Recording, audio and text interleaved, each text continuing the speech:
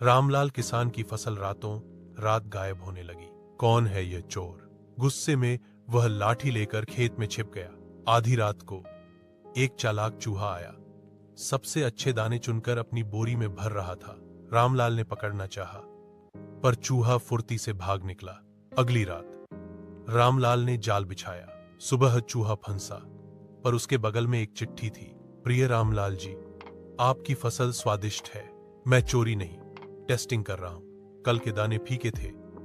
अगली बार नमक डालना मत भूलना। आपका शुभ चिंतक। चूहा। रामलाल का माथा ठनका।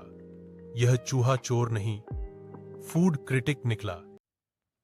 अत्यधिक धूप में रामलाल अथक भक्ति के साथ गेहूं बोते हुए पृथ्वी से जूझते हैं। एक छोटा चोर धरती से निकलता है, रामलाल की मेहनत के फल चुराता है।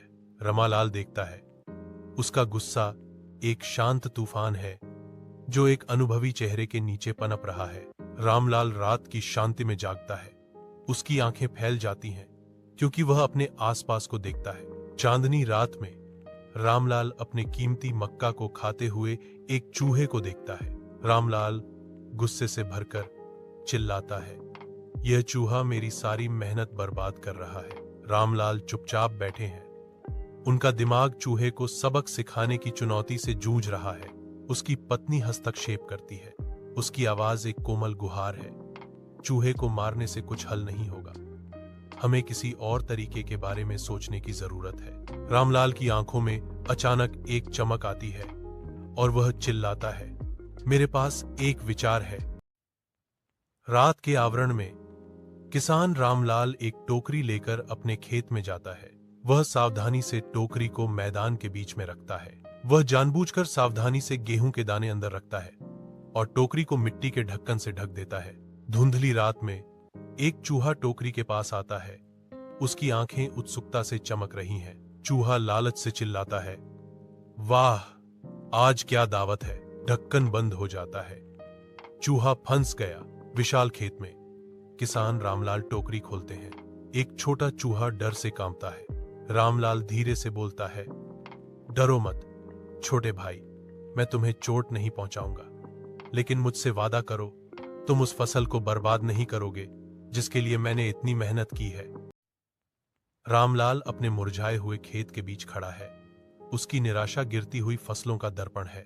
एक चूहा, उसके दुर्भाग्य का प्रतीक, उसकी आजीविका के अवशेषों को कुतरता है। हे भगवान, अगर इस साल भी फसल अच्छी नहीं हुई तो क्या होगा? गुस्से में रामलाल छोटे विनाशक से भिड़ जाता है।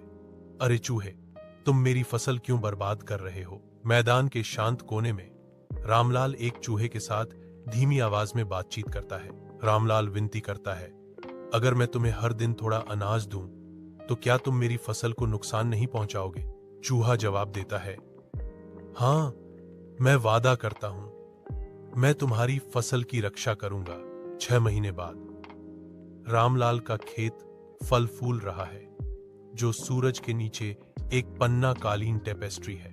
ग्रामीण रामलाल की बुद्धिमत्ता की प्रशंसा करते हुए प्रचुरता पर आश्चर्यचकित होते हैं। धन्यवाद, रामलाल मुस्कुराते हुए कहते हैं। जैसा कि कथाकार ने उल्लेख किया है कि रामलाल चूहे को धन्यवाद देते हैं जो खुशी से खेत की रखवाली कर रहा है।